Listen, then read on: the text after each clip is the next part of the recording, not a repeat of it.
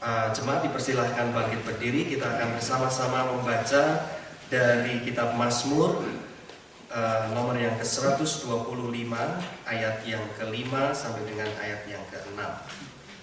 Mazmur yang ke-126 ayat yang ke-5 dan ayat yang ke-6. Demikian bunyi firman Tuhan. Orang-orang yang menabur dengan mencucurkan air mata akan menuai dengan bersorak-sorai. Orang yang berjalan maju dengan menangis sambil menabur benih pasti pulang dengan sorak-sorai sambil membawa berkas-berkasnya.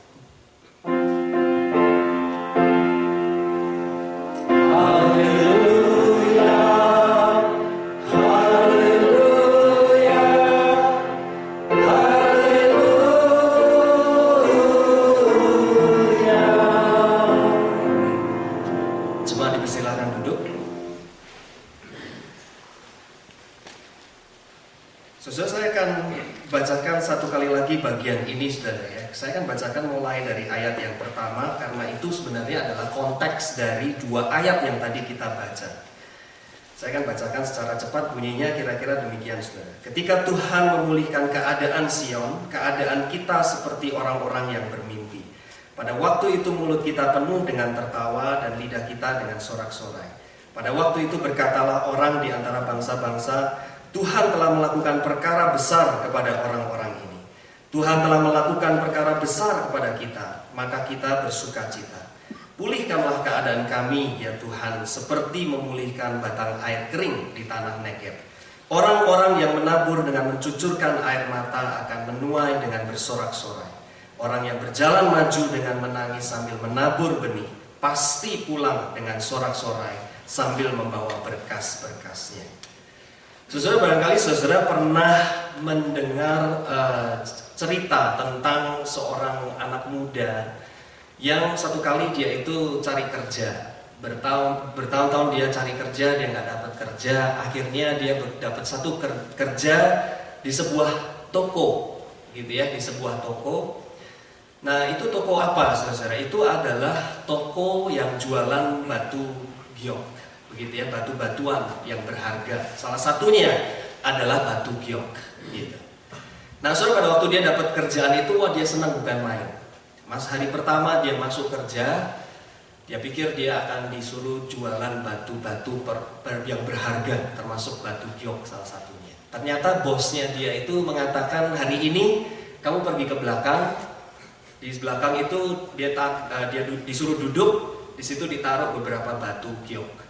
Ya, hari ini kerja kamu cuma pegang batu ini. Lalu anak muda itu tanya, setelah itu ngapain? Ya enggak, pegang-pegang aja. Begitu. Akhirnya dia seharian pegang-pegang batu giok. Begitu. Hari pertama, hari kedua, saudara, besoknya dia pikir, wah dia akan disuruh jaga toko jualan batu yang berharga. Dia datang ke toko, bosnya bilang, hari ini kamu masuk ke dalam, di belakang duduk, pegang batu giok, begitu ya. Lalu setelah itu ngapain? Setelah itu ya nggak ngapain, satu hari pegang-pegang aja pokoknya gitu. Jadi setiap hari begitu, saudara. Hari ketiga juga begitu. Sampai selama beberapa bulan, begitu ya. Selama beberapa bulan setiap kali dia datang kerja, dia disuruh pergi ke belakang. Kerjaannya ngapain, saudara? Cuma suruh pegang batu giok, begitu. Sampai akhirnya setelah 2-3 bulan dia kerja, dia bosen. Dengan masa setiap hari cuma suruh pegang-pegang batu giok, gak suruh ngapa-ngapain. Nah, saudara, hari itu dia pergi berangkat kerja, dia pikir kalau hari ini suruh pegang-pegang batu giok lagi, dia cuma suruh pegang-pegang batu giok, gak kerja. Udah besok dia keluar deh, begitu. Ternyata saudara, hari itu dia masuk kerja, wah ternyata disuruh sama bosnya untuk jaga toko di depan. Gitu ya, wah dia senang begitu, ada satu perubahan. Hari pertama saudara dia jaga toko, ada orang itu yang datang. Ya, ada orang yang datang mau jual batu giok. Itu kan jual batu giok. Lalu di depan dia itu dia keluarkan ada 10 batu giok. Pada waktu orang itu keluarkan 10 batu giok di depan dia, si anak muda ini dia langsung bilang begini, wah ini Ini nih yang kita bisa beli cuma satu, 9 palsu. Dia bilang begitu, 9 palsu. Orang yang jualan heran, kamu baru lihat kok sudah bisa tahu, kamu belum pegang. Saya nggak usah pegang batu giok ini dia. Saya udah 3 bulan setiap hari pegangin batu giok. Saya lihat aja udah tahu mana yang asli, mana yang palsu. Dari 10 ini 9 palsu, cuma 1 yang asli. Dia bilang gitu. Oh ya, lalu dites ternyata memang benar saudara ya. Hanya cuma 1 yang asli. Jadi saudara selama ini dia baru sadar gitu ya, 2-3 bulan dia tuh cuma suruh pegang batu giok. Ternyata itu ada hasilnya saudara ya. Karena begitu dia itu lihat batu giok, dia langsung tahu mana yang asli, mana yang palsu. Dari mana dia bisa seperti itu saudara? Karena dia udah terlatih, betul nggak saudara? Dia sudah selama 2-3 bulan itu latihan pegang batu giok setiap hari. Saudara, saya percaya bahwa setiap kita itu familiar, kita cukup tahu prinsip hidup yang namanya bersusah-susah dulu, bersenang-senang kemudian. Gitu kan ya? Kita harus tahu susah dulu kalau kita mau menikmati hidup. Di dalam bidang apapun, begitu ya, saudara seorang atlet khususnya misalnya begitu ya, harus berlatih, harus susah-susah dulu, baru bisa jadi atlet yang baik. Saya bukan seorang atlet saudara ya, tapi dulu waktu saya masih muda gitu ya, saya waktu masih SMA itu ikut klub badminton saudara. Wah saudara, itu latihannya berat. Kadang-kadang saya merasa latihan dengan praktek itu nggak ada hubungannya begitu. Suruh lari pagi, lari naik bukit gitu ya, untuk supaya kuat kuda-kudanya gitu kan. Itu kadang-kadang nggak tahu hubungannya apa begitu. Cuma waktu sudah latihan ternyata itu bisa membuat permainan jadi lebih baik gitu ya. Suruh latihan pakai itu supaya backhandnya itu kuat, pakai botol diisi pasir gitu. Suruh begini-begini terus setiap hari gitu. Saudara, kita semua mengenal prinsip hidup yang namanya bersusah-susah dulu baru bersenang-senang kemudian. Di dalam bidang apa saja saudara? Saudara seorang atlet, saudara hidup, saudara seorang bisnismen, saudara harus melalui masa-masa yang sukar, masa-masa yang sulit. Termasuk sebagai hamba Tuhan pun pada waktu saya studi begitu ya, saya ingat kita suruh belajar yang namanya bahasa Yunani, bahasa Ibrani yang kadang-kadang nggak ada hubungannya dengan pelayanan, saudara. Nggak ada hubungannya dengan gereja. Saya ingat punya seorang teman itu yang pernah marah terhadap dosen kami karena setiap hari masuk kelas disuruhnya cuma ngafalin vocab bahasa Yunani. Buat apa sih begitu? Teman saya itu sempat marah begitu terhadap dosennya, karena ini nggak ada hubungannya dengan pelayanan, ini nggak ada hubungannya dengan khotbah.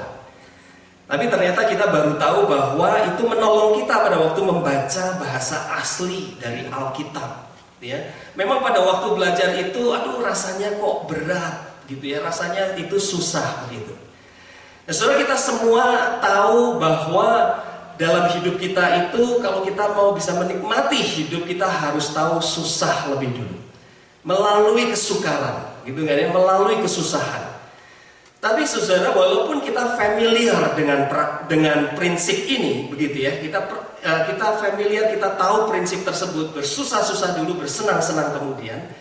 Tapi di dalam praktek kehidupan rohani, gitu ya, saudara, praktek kehidupan rohani ternyata seringkali tidak semudah itu, ya, seringkali nggak semudah itu di dalam kehidupan rohani kita.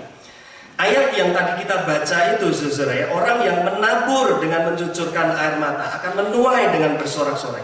Orang yang berjalan maju dengan menangis sambil menabur benih akan pulang dengan bersorak-sorai.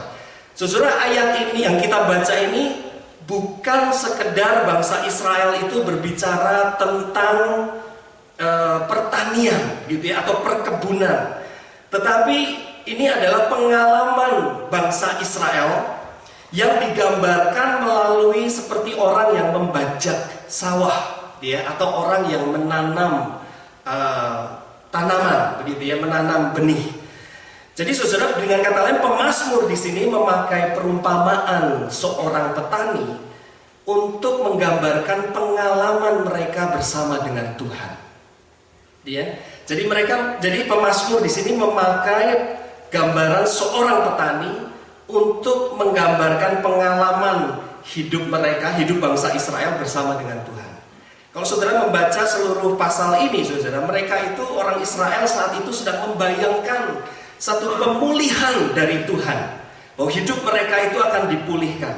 Tetapi kondisi mereka saat itu sebenarnya adalah seperti tanah Negeb, kering, dikatakan kering.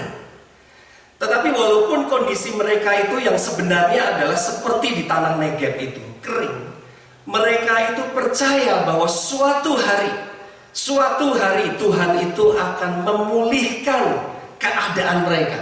Tuhan itu akan memulihkan keadaan mereka.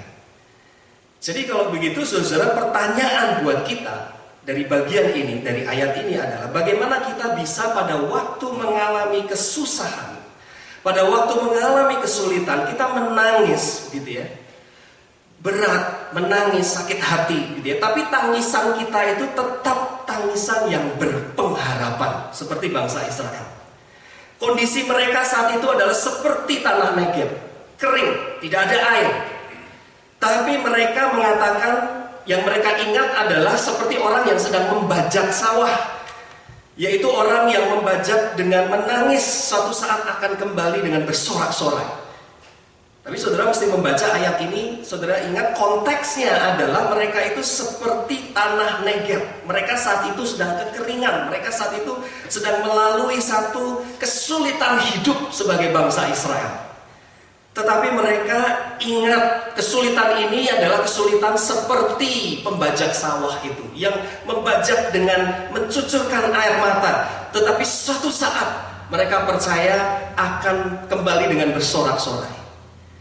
Kalau begitu, saudara, belajar dari imannya bangsa Israel, pertanyaan kita adalah bagaimana kita bisa pada waktu kita mengalami kesusahan, mengalami kesulitan, kita menangis, kita sedih, kita susah, tetapi tangisan kita itu tetap adalah tangisan yang berpengharapan, bukan seperti orang yang tidak berpengharapan. Bagaimana caranya? Saudara, menurut saya dari ayat ini paling tidak kita bisa belajar 3 hal, saudara ya. Kita bisa belajar 3 hal. Bagaimana supaya pada waktu kita mengalami kesulitan, kesusahan, tangisan kita itu tetap adalah satu yang berpengharapan. Yang pertama, saudara, adalah belajar dari apa yang orang Israel katakan di sini, yaitu kalau kita tahu bagaimana kita itu bisa invest air mata kita pada sesuatu yang benar. Prinsip yang pertama, saudara, we have to know how to invest your tears. Bagaimana kita itu menanam air mata kita, menangis untuk hal-hal yang penting, bukan menangis untuk hal-hal yang tidak perlu. Kalau kita menangis karena hal-hal yang tidak perlu, just drop it. Do not shed your tears. Dia jangan menangis untuk hal-hal yang tidak perlu. Saudara lagi nyetir mobil di highway, saudara dipotong orang, saudara marah, saudara jengkel, ya saudara kejar, nggak kekejar juga orang itu, gitu ya. Lalu saudara kesel, itu bagaimana bisa mengatasi hal seperti itu? Just drop it. Dengan ya, udah lupain. Itu sesuatu yang saudara nggak perlu terlalu kemudian dendam dan sebagainya begitu. Itu sesuatu yang sama sekali tidak perlu. Atau kalau saudara melakukan, saudara sedih oleh karena kesalahan kita sendiri. Ya kalau karena kesalahan kita sendiri ya bertobat, ya, lalu move on with our life. Gitu. Tapi saudara seringkali di dalam hidup kita itu kenapa tangisan kita, kesusahan kita, kesedihan kita itu seringkali bukan kesedihan yang berpengharapan. Karena kita seringkali tidak tahu how to invest our tears. Bagaimana kita itu invest, menanam tangisan kita untuk sesuatu yang penting atau tidak penting. Saya ingat, saudara ya, pernah satu kali saya itu mengunjungi seorang ibu yang sudah cukup tua. Seorang ibu yang sudah berumur, dia berbaring di tempat tidurnya. Pada waktu saya datang, mukanya itu merah, saudara. Dari matanya keluar air mata. Saya tahu dia itu sedang marah, menangis, gitu ya. Lalu di tempat tidurnya itu dia pegang sebuah foto warna hitam putih. Sambil dia terus liatin foto itu, dari mukanya itu keluar air mata. Dan dari mukanya saya bisa tahu dia ini sedang marah, gitu. Nah, di situ ada seorang anak perempuannya, gitu ya. Lalu saya dengan rekan kerja yang lain tanya begitu, kenapa mama kamu marah? Gitu. Kenapa mama kamu sepertinya kelihatannya sangat lagi marah? Lalu anaknya itu cerita, itu foto itu yang dia pegang, itu adalah foto teman mama saya dulu waktu masih muda, gitu ya. Teman waktu masih muda. Lalu kenapa dia masih pegangin dan kelihatannya marah? Kemudian anaknya cerita itu dulu adalah teman bisnis dari mama saya.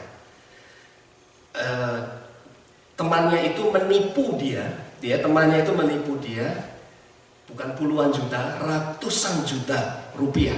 Ini di Indonesia, saudara ya, ratusan juta rupiah. Jadi sampai hari itu mamanya dia itu masih jengkel, masih marah. Kemudian saya tanya, saudara, itu berapa waktu yang lalu kejadiannya? Kemudian anaknya bilang, oh udah lama kok, udah lama, kira-kira 40 tahun yang lalu. 40 tahun yang lalu. Saudara bisa bayangin, saudara, 40 tahun, saudara. Si ibu ini masih tetap terus mendendam, 40 tahun. Kalau itu tahun lalu, saudara, terjadi, saya masih bisa mengerti, gitu ya. Dia simpen fotonya sampai mau mati pun dia tetap liatin foto itu terus. 2 tahun yang lalu pun mungkin saya masih bisa sedikit rada ngerti deh, begitu ya. 2 tahun yang lalu ada seorang menipu bisnis ratusan juta, jengkel, masih bisa ngerti. Tapi 40 tahun, saudara, 40 years, bahkan sampai sebelum dia meninggal pun, saudara ya, dia itu masih tetap pegang foto itu. Saudara, pertanyaannya buat kita adalah, apakah ibu ini betul-betul invest her tears pada sesuatu yang berguna atau tidak? Saudara, beberapa waktu yang lalu saya membaca sebuah majalah, ada cerita tentang seorang pemain football Amerika, begitu ya.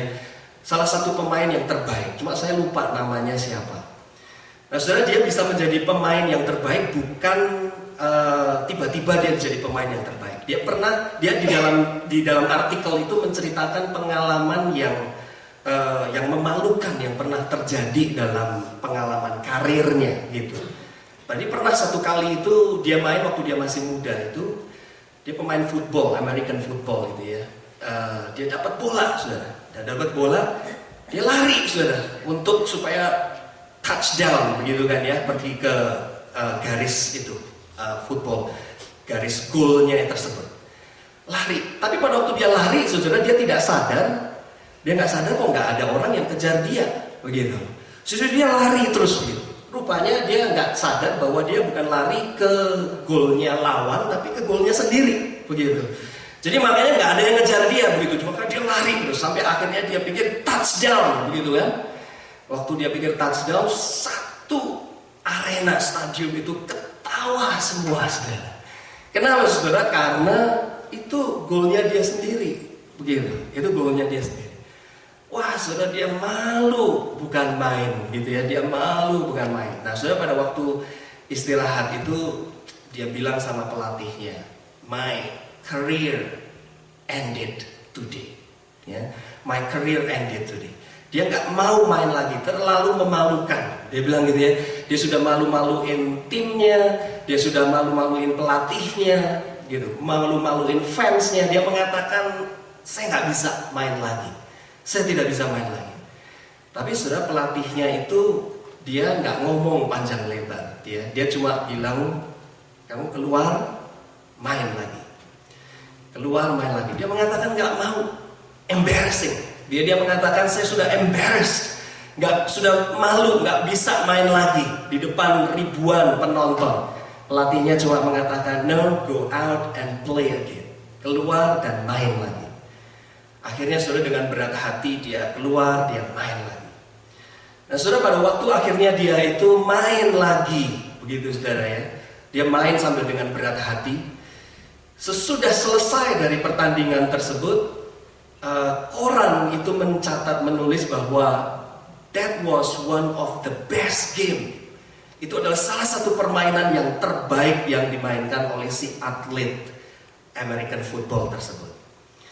Nah, saudara, ada kalanya kenapa seringkali tangisan kita itu tidak berpengharapan. Kapan tangisan kita tidak berpengharapan? Kalau kita salah invest air mata kita. Kalau kita invest pada, kita menangis untuk hal-hal yang tidak perlu, untuk hal-hal yang mestinya kita bisa drop, kita bisa lupakan. Tapi kalau kita menangis karena hal-hal yang berguna, hal-hal yang penting, kalau kita menangis karena saya sedang belajar mau menjadi seorang mahasiswa yang baik, saya mau belajar untuk menjadi seorang businessman yang baik, atau kita menangis karena kita sedang mendoakan untuk orang tua saya, atau saya berdoa untuk anak saya supaya dia itu bisa jadi lebih baik. Kenapa walaupun setiap hari saya berdoa, anak saya nggak pernah mau berubah, misalnya seperti itu. Lalu di dalam doa saudara itu, saudara merasa kok Tuhan nggak menjawab doa saya. Kita bergumul dengan Tuhan. Itu adalah tangisan yang berguna, saudara. Itu artinya kita invest our tears. Kita menanam air mata kita. Itu sesuatu yang berguna, itu sesuatu yang penting. Tetapi saudara, kalau kita menangis untuk hal-hal yang gak perlu, hanya karena sakit hati, hanya karena tersinggung, drop it, forget it, and move on. Lupakan itu. Atau kalau kita menangis karena kita berbuat salah, kita melakukan kesalahan, ya, perbaiki, bertobat, begitu. Jangan buang-buang air mata untuk sesuatu yang tidak berguna. Ya, saudara, ayat ini mengajar kita bagaimana kita bisa mengubah air mata itu menjadi mata air, justru menjadi sumber kekuatan. Yaitu cara yang pertama adalah kalau kita itu tahu bagaimana kita invest our tears, bagaimana kita menanam air mata kita untuk sesuatu yang berguna, sesuatu yang berarti. Yang kedua, saudara, kita bisa pelajari dari prinsip bangsa Israel ini adalah kalau kita, kapan tangisan kita itu adalah tangisan yang berpengharapan, bukan sesuatu yang tidak berpengharapan. Yaitu kalau kita itu percaya waktunya Tuhan. Kalau kita itu mau sabar menanti waktunya Tuhan. Saudara, di mata kebanyakan orang zaman modern, zamannya kita, Tuhan itu terlalu lambat, saudara. Betul nggak, saudara? Kita manusia hidup segala sesuatu mau serba cepat, gitu ya. Internet mau yang tercepat, gitu kan ya. Kabel TV mau yang tercepat. Makanan pun kalau bisa yang instan, cukup masukin microwave langsung bisa dimakan, gitu kan. Semuanya mau serba cepat. Nah, saudara, pada waktu kita terapkan itu ke Tuhan, cara kerja Tuhan nggak begitu, saudara. Cara kerja Tuhan itu tidak instan, tetapi dia melalui waktu. Ada kalanya sih memang ya Tuhan itu, ada kalanya Tuhan itu bisa langsung melakukan sesuatu saat itu juga, gitu. Saat itu juga. Tetapi kalau kita lihat di dalam keseharian, cara kerja Tuhan adalah selalu memakai waktu. Saya pernah pergi ke sebuah gereja, saudara ya. Ada sebuah gereja yang mengatakan begini. Saudara tahu, ini pendetanya, saudara ya, ngomong ke jemaat. Saudara tahu kenapa Tuhan itu tidak lagi melakukan mujizat, misalnya seperti mengubah air menjadi anggur, kan ya, di dalam Injil Yohanes pasal 2, mengubah air menjadi anggur. Itu mujizat terjadi di Alkitab. Lalu dia mengatakan sekarang pun kita harus mengklaim itu. Tuhan pun juga bisa melakukan itu, gitu ya. Tuhan juga bisa melakukan itu. Kenapa kita tidak bisa lagi melihat Tuhan melakukan itu, mengubah air menjadi anggur? Karena kita sudah tidak beriman lagi, kita sudah tidak percaya lagi. Saudara, kalimat itu betul atau enggak, saudara? Kalau menurut saya enggak tepat, saudara. Sampai hari ini, saudara, Tuhan tetap mengubah air menjadi anggur. Betul enggak, saudara? Saudara perhatiin pohon anggur. Itu air, saudara. Gitu ya. Pohon anggur itu menyerap air. Lalu anggurnya itu mengandung air. Waktu saudara peras itu jadi anggur, saudara. Tuhan tetap mengubah air menjadi anggur. Cuma prosesnya beda dengan mukjizat di dalam Injil Yohanes. Betul atau tidak, saudara? Prosesnya adalah melalui waktunya Tuhan. Jadi artinya, saudara, Tuhan itu tetap melakukan mukjizat. Cuma Tuhan melakukan mukjizat di dalam waktunya Tuhan. Saudara pernah berpikir bagaimana Tuhan mengubah air laut menjadi air kelapa? Itu mukjizat juga, saudara. Betul nggak, saudara? Tapi di dalam waktunya Tuhan, saudara bisa bayangkan, saudara suruh minum air laut, saudara nggak mau, ya kan? Siapa yang mau minum air laut? Tapi kalau saudara suruh minum air kelapa, pohon kelapa yang tumbuh di tepi pantai, gitu ya, mau. Kenapa? Karena airnya sudah dirubah menjadi sesuatu yang enak, yang nikmat, yang sehat. Siapa yang mengubah itu, saudara? Pabrik kelapa? Enggak, saudara. Tuhan melalui alam tetap melakukan itu. Jadi artinya apa, saudara? Artinya adalah kalau kita mau di dalam kehidupan rohani ini melihat kuasa dari Tuhan, kita mesti tetap percaya bahwa di dalam hal-hal yang sepertinya biasa-biasa pun, Tuhan itu sedang tetap bekerja. Kita berpikir bahwa dulu Tuhan bisa melakukan mengubah 5 roti menjadi 5.000 untuk 5.000 orang. Kenapa mujizat itu tidak terjadi lagi? Enggak, saudara, tetap terjadi. Sampai hari ini pun Tuhan tetap melakukan mujizat itu. Bagaimana Tuhan mengubah benih gandum yang sepertinya cuma 2 atau 3 menjadi makanan untuk ribuan bahkan jutaan orang. Tetapi prosesnya berbeda. Proses yang normal adalah di dalam waktunya Tuhan. Begitu juga, saudara, di dalam kehidupan rohani kita. Tuhan itu seringkali memakai hal-hal yang biasa untuk menyatakan kemuliaannya. Jadi bagaimana supaya di dalam kesusahan kita bisa tetap menangis dengan berpengharapan? Yang kedua, saudara, kalau kita itu tetap percaya pada waktunya Tuhan adalah waktu yang terbaik.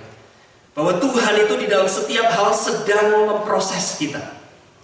Ini sama seperti bangsa Israel yang walaupun di tanah Negeb yang kering, tapi bayangan mereka tetap adalah mereka percaya akan kembali dengan bersorak-sorai. Tuhan akan memulihkan keadaan mereka.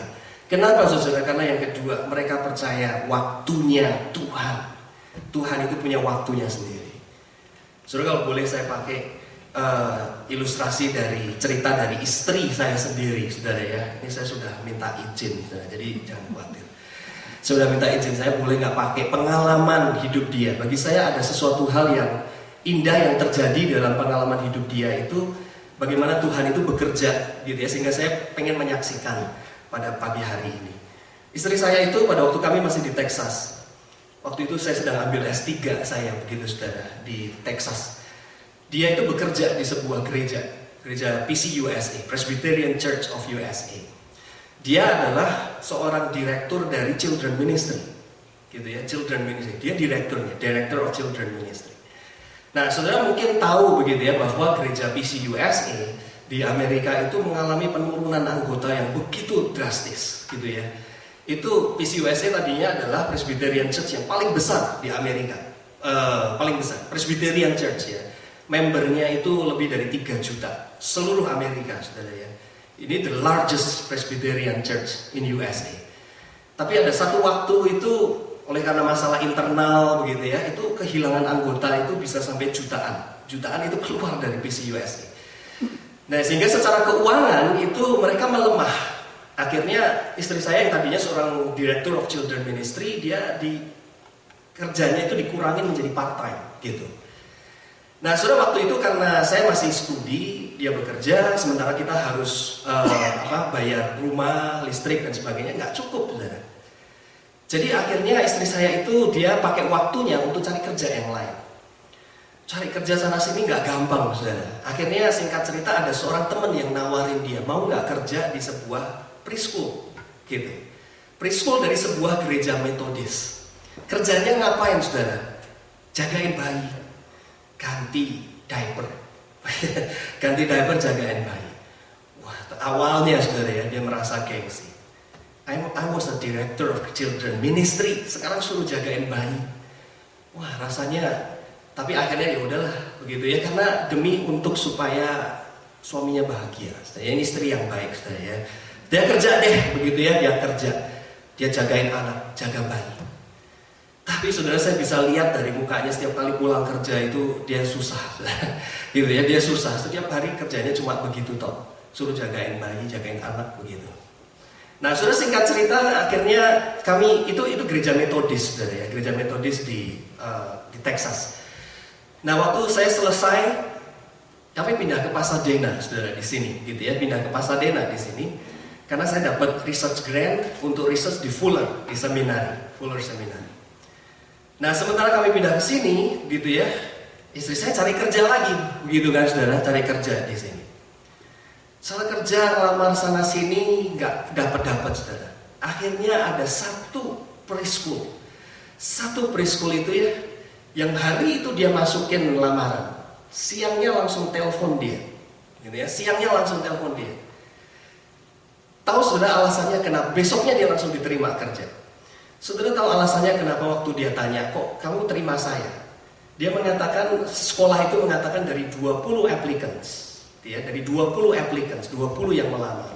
Tidak ada satupun pelamar yang pernah punya pengalaman mengajar preschool di sekolah metodis. Kamu satu-satunya tuh. Ya, ini gereja metodis, saudara. Ini punyanya gereja metodis sekolah ini yang di Pasadena itu. Akhirnya dia keterima, saudara. Ya, dia sambil waktu hari pertama pulang itu dia senyum-senyum sama saya, dia bilang gitu. Lalu saya bilang sama dia, tuh kan lihat dulu kamu marah-marah gitu kan, dulu kamu susah kerja di sekolahan metodis, sekarang baru lihat bahwa itu Tuhan pakai untuk membuka jalan buat kamu. Nggak cuma sampai di situ saudara ya, baru dia berapa bulan bekerja itu, dia diminta oleh sekolahnya untuk ambil unitnya nggak cukup. Waktu dilihat unitnya ternyata nggak cukup saudara, ya unitnya nggak cukup. Jadi dia harus ambil lagi 13 unit children development, gitu ya, children development, 13 unit lagi. Waduh, saudara, dia merasa sekolah lagi, males dia sekolah lagi, males rasanya. Saya juga bayangin dia kasihan gitu, udah kerja masih malamnya suruh sekolah lagi. Tapi kalau nggak ada 13 unit itu, dia nggak bisa kerja, saudara. Dia nggak bisa kerja. Akhirnya ya udahlah, dibelain, saudara. Dia kerja ambil di PCC. Ambil di PCC itu ya, 13 unit. Dia pagi dia kerja, pulang malam dia kuliah. Kadang-kadang sampai rumah itu jam 10 baru pulang setengah 11 gitu. Saya hampir satu harian itu kadang-kadang nggak ketemu dia sama sekali hari itu gitu. Jadi dia harus malam, setiap hari dia begitu. Sampai akhirnya sudah tadinya udah nggak kuat itu dia. Hampir tengah jalan itu dia udah mau drop kelas ini udah begitu. Tapi saya bilang udah sayang gitu, saya bantuin deh gitu ya, saya beberapa itu bantuin papernya dia gitu, 13 unit ya. Akhirnya dia selesai kan, jadi sambil tetap boleh kerja. Udah selesai, kita pindah ke San Diego saudara ya. Kita pindah ke San Diego. Jadi istri saya ngeluh lagi, lo jadi dulu suruh ngapain susah-susah ambil kelas, sekarang pindah ke San Diego, jadi nggak kepake lagi gitu. Saya bilang belum tentu, mungkin Tuhan punya maksud yang lain gitu. Tuhan punya maksud yang lain. Ternyata benar saudara. Waktu kita pindah ke San Diego saudara, dia cuma ngelamar kerja di satu tempat. Dan di satu tempat itu saudara syaratnya cuma satu, pertanyaannya, pernah punya 13 unit children development atau enggak?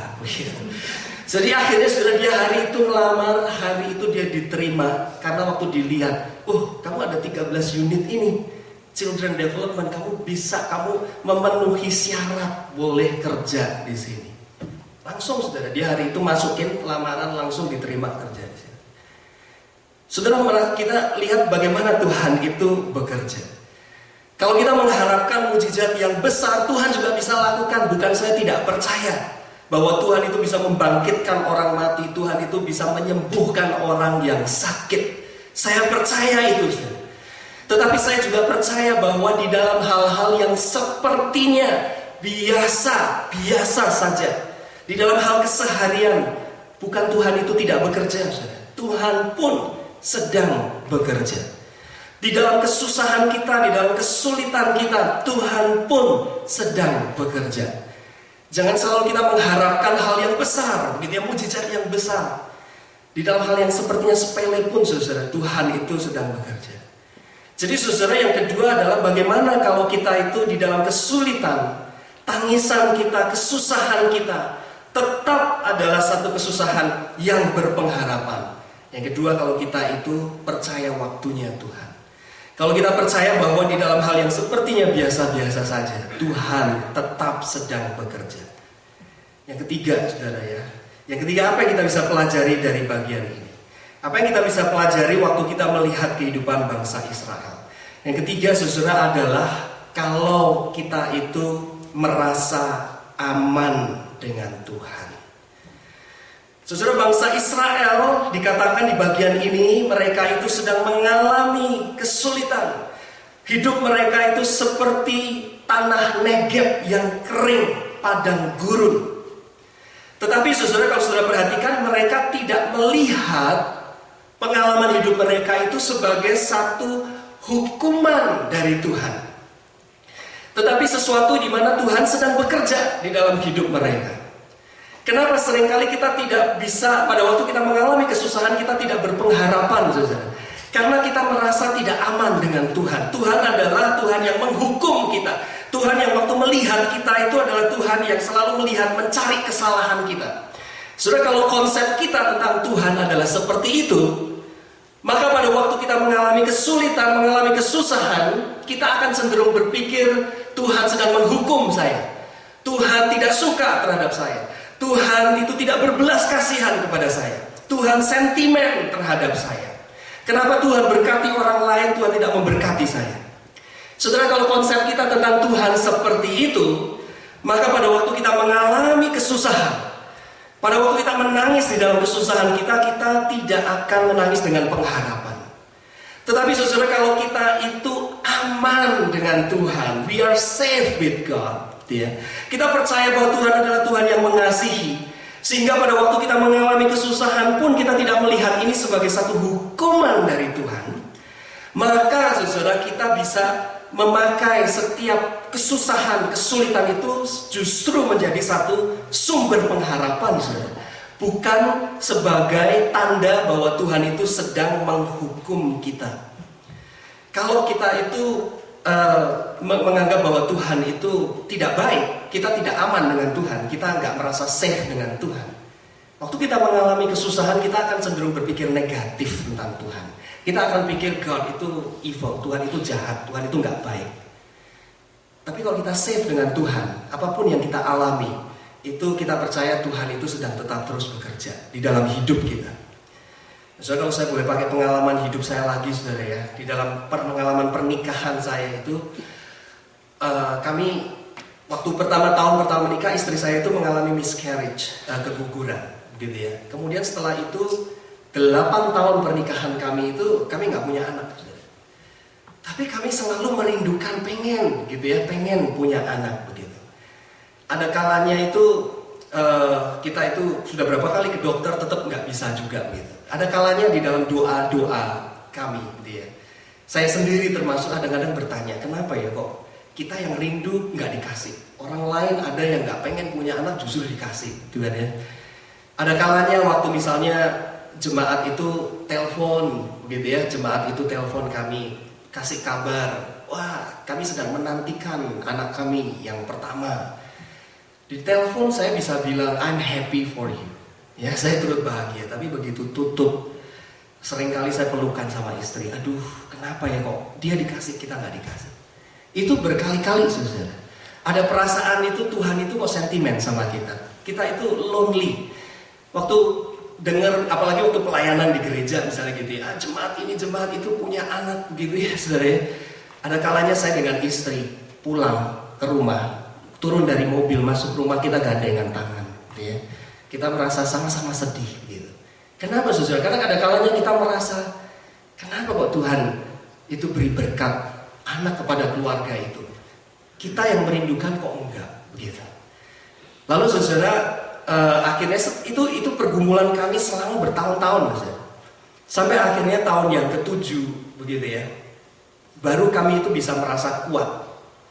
Waktu dengar berita orang lain mau menantikan anak, gitu ya. Waktu kita bilang we're happy for you, kita bisa lebih tulus, begitu. Kita bisa lebih tulus. Apa yang menyebabkan perubahan, saudara? Yang menyebabkan perubahan adalah pada waktu akhirnya kami berdua sepakat untuk kita rubah konsep kita.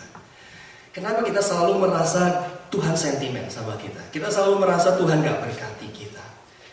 Tuhan sudah berkati kita dengan berbagai macam hal yang lain. Memang di dalam satu hal ini kita itu nggak melihat, begitu ya. Mungkin memang Tuhan nggak mau kita punya anak, begitu. Mungkin Tuhan punya maksud yang lain. Herannya saudara, herannya pada waktu kita rubah konsep tersebut tentang Tuhan, justru malah baru tahu kalau istri saya itu kemudian gak lama kemudian hamil saudara, begitu ya. Lalu kita punya anak yang pertama sekarang ini, sampai sekarang anak kami udah umur 7 tahun dia. Sudah punya anak, sekarang setiap hari dimarahin gitu ya. Dulu gak punya anak tuh, pengen punya anak begitu. Sekarang sudah punya anak, setiap hari dimarahin gitu. Tapi saudara, kalau itu apa yang kami pelajari dari pengalaman hidup itu saudara? Apa yang kami pelajari adalah konsep kita tentang Tuhan itu penting saudara. Kalau konsep kita tentang Tuhan itu negatif saudara, maka kalau terjadi masalah, terjadi musibah, kita akan berpikir Tuhan itu sentimen, Tuhan tidak baik, Tuhan pilih kasih gitu ya. Tuhan lebih baik sama orang lain, Tuhan tidak baik sama kita. Tapi saudara, kalau kita merasa aman dengan Tuhan, artinya apapun yang terjadi, tidak mungkin Tuhan itu sedang melupakan kita, begitu ya.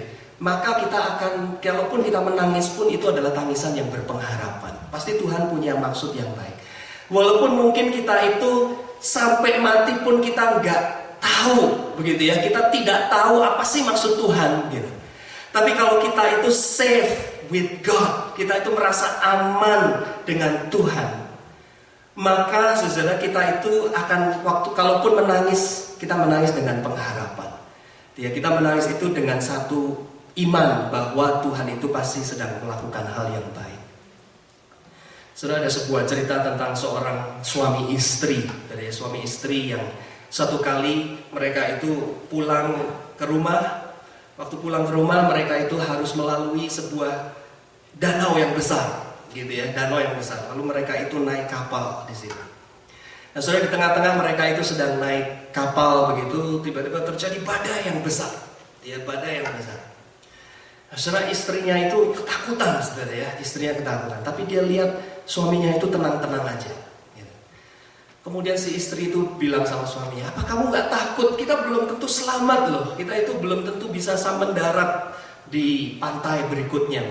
Tapi suaminya itu tenang-tenang aja. Nah, saudara, waktu di tengah laut, di tengah danau tersebut, ombak makin besar, begitu, angin ribut makin besar, begitu. Istrinya makin ketakutan, tapi dia lihat suaminya itu tetap tenang-tenang aja. Kemudian istrinya tanya, kamu kok bisa sih di tengah badai seperti ini, kamu kok tenang-tenang aja? Kemudian apa yang dilakukan oleh si suami? Si suami itu bukannya menghibur istrinya, dia keluarkan pistol, dia keluarin pistol lalu dia todongin ke muka istrinya. Dia todongin ke muka istrinya. Kemudian si suaminya itu tanya, kamu takut nggak? Kamu takut nggak? Lalu saudara, istrinya itu mengatakan, kamu kok main-main sih gitu ya? Nggak takut saya, karena yang pegang pistol ini kamu, begitu, suamiku sendiri, dan aku tahu kamu mencintai aku, gitu. Sehingga walaupun ada pistol di depan muka aku nggak takut. Istrinya bilang gitu. Kemudian si suami itu bilang, begitu juga kenapa aku nggak takut di tengah badai ini, karena yang mengendalikan badai ini adalah Tuhanku yang aku percaya. Kalaupun kita nggak selamat, dia mengatakan begitu, kita akan bertemu dengan Tuhan. Tapi kalaupun selamat itu karena Tuhan. Dia tetap beriman pada Tuhan. Saudara, itu adalah orang yang aman dengan Tuhan. Safe with God. Saya nggak tahu ini cerita benar atau enggak, saudara. Tetapi itu adalah salah satu sikap contoh safe with God. Artinya aman bersama dengan Tuhan. Sehingga di tengah kesulitan pun tetap berpikir positif tentang Tuhan. Bukan berpikir negatif tentang Tuhan.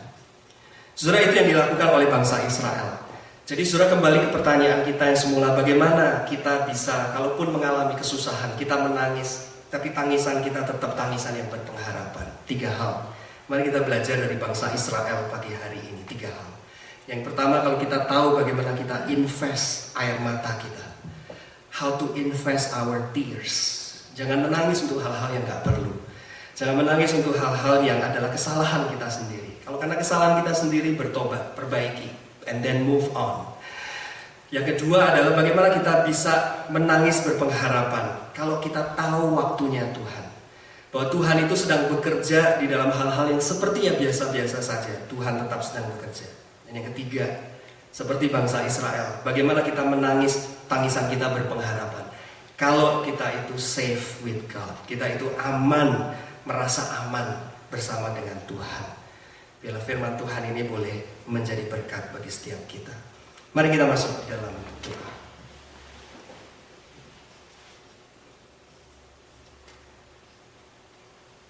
Bapa di surga, sekali lagi kami bersyukur, kami berterima kasih untuk firman-Mu ya Tuhan yang boleh menjadi pedoman, teladan, tuntunan bagi kehidupan kami. Seringkali ya Tuhan di dalam kami menghadapi kesulitan, kami tidak mengerti apa yang menjadi maksud Tuhan. Tapi tolong kami ya Tuhan, supaya kami boleh, kalaupun kami mengalami kesusahan, kami boleh tetap berpengharapan dan bukan menjadi orang yang putus asa. Kami tetap percaya bahwa Engkau sedang terus bekerja di dalam kehidupan kami. Terima kasih ya Tuhan, biarlah firman-Mu itu boleh sungguh tertanam di dalam kehidupan kami. Di dalam nama Tuhan kami Yesus Kristus kami berdoa. Amin.